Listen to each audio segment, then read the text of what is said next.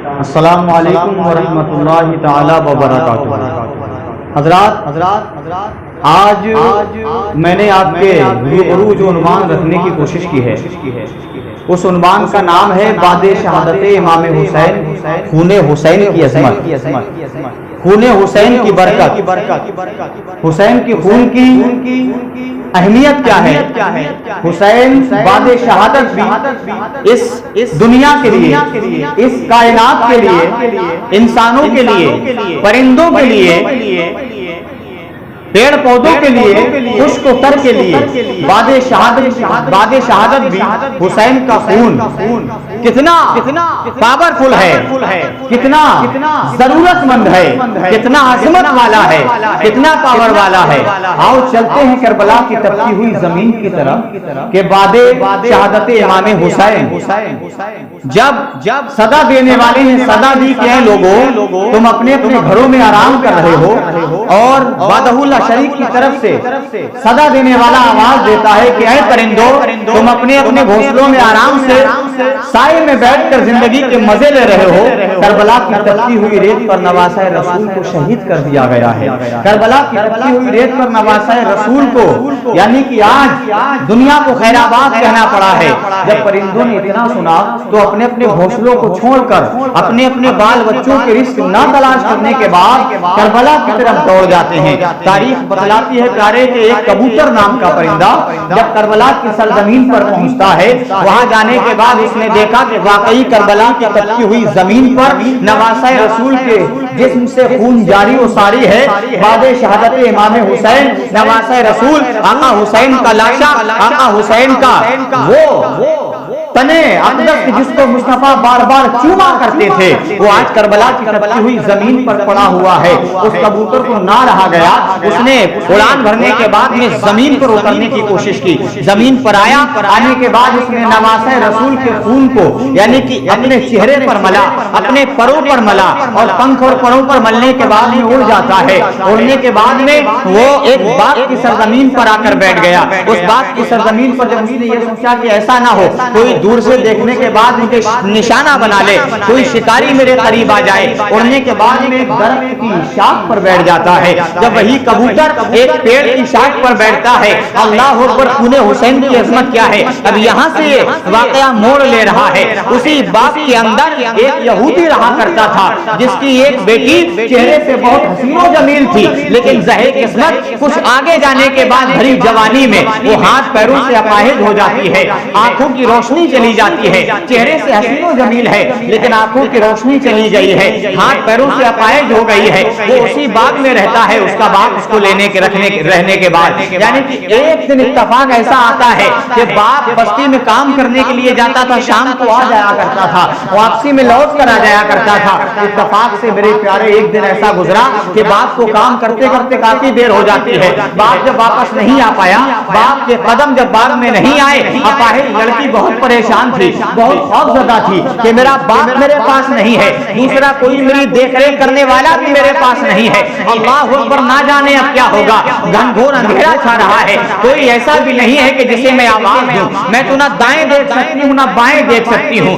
نہ میں چل سکتی ہوں، نہ میں جا سکتی ہوں کسی کے پاس۔ اتفاق سے جہاں باپ اس کا بٹھا کر گیا تھا کہ بیٹی میں جب تک آؤں نہ اس پیڑ کے سائے سے مت ہٹنا، اس کی بیٹی نے کہا ٹھیک ہے بابا۔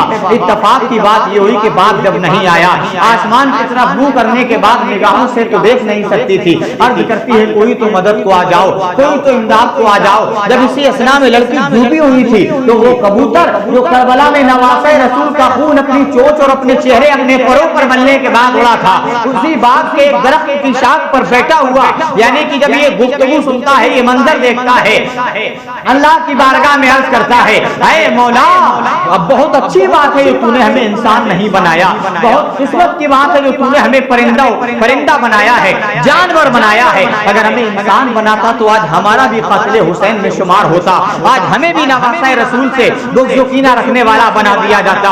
اے مولا تیرا شکر ہے۔ لڑکی نے جب اتنا سنا کہ کوئی پرندہ گریزاری کر رہا ہے، کوئی پرندہ رو رہا ہے، کوئی پرندہ آواز دے رہا ہے، کوئی پرندہ صدا دے رہا ہے، لڑکی آواز سننے کے بعد میں یعنی کہ کھچڑتے کھچڑتے جیسے بھی گھسیٹ کر چمٹ کر جیسے اس سے ہو سکا اس درخت کے قریب پہنچ جاتی ہے. پہنچنے کے بعد میں درخت کے اوپر نگاہ اٹھا کر دیکھتی ہے کہ کوئی رونے والا پرندہ رو رہا ہے. اتفاق سے اس کبوتر نے اپنے پروں کو چیٹا مارا, پروں کو جھٹکا مارا تو خون حسین کا ایک قطرہ اس لڑکی کی دائیں آنکھ پر گر جاتا ہے.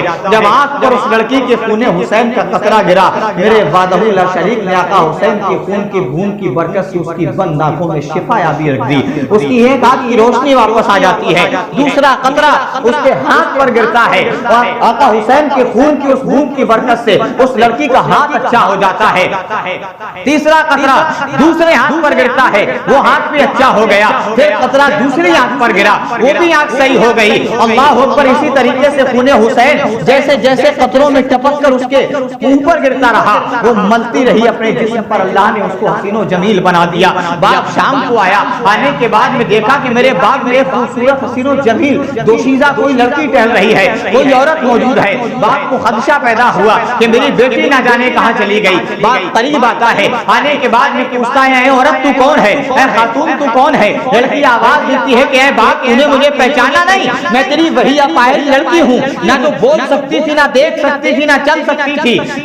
اے بابا میں تیری وہی بیٹی ہوں. باپ کہتا ہے بیٹی تیرے ہاتھ کیسے اچھے ہو گئے, تیری آنکھیں کیسے اچھی ہو گئی, تیرے پیر کیسے اچھے ہو گئے. بیٹی کہتی پتہ نہیں بابا, لیکن فلاں پیڑ کی ڈال پر ایک کبوتر بیٹھا ہے, ایک پرندہ بیٹھا ہے, میں اس کے قریب گئی, اس کے پروں سے خون کے قطرے گرے, میری آنکھوں پر گرے, اللہ نے روشنی عطا کر دی. ہاتھ پر گرے, ہاتھ اچھے ہو گئے, پیروں پر ملے, پیر اچھے ہو گئے. بابا میں پوری تندرست ہو گئی ہوں. وہ یہودی اس پیڑ کے قریب جا کر اس کبوتر سے, اس پرندے سے پوچھتا ہے, اے کبوتر ہے پرندے تو کون ہے, کہاں سے آیا ہے, تیرے پروں پر کس کا خون ہے, یہ بتا کہاں جانا ہے, کیا کام ہے, کس کا خون ہے. وہ یہودی جب اتنی بات کہتا ہے, کبوتر آسمان کی طرف منہ اٹھا کر اللہ کی بارگاہ میں عرض کرتا ہے, مولا زبان عطا کر دے. اس کبوتر نے التجا کی, اللہ نے قوت گویائی عطا فرما دی. کبوتر بولتا ہے, بولنے کے بعد کہتا ہے, آج نواسہ رسول کو کربلا کی سرزمین پر شہید کر دیا گیا ہے, میرے پروں میں خون حسین کے قطرے لگے ہیں. اسی قطروں انہی قطرات میں سے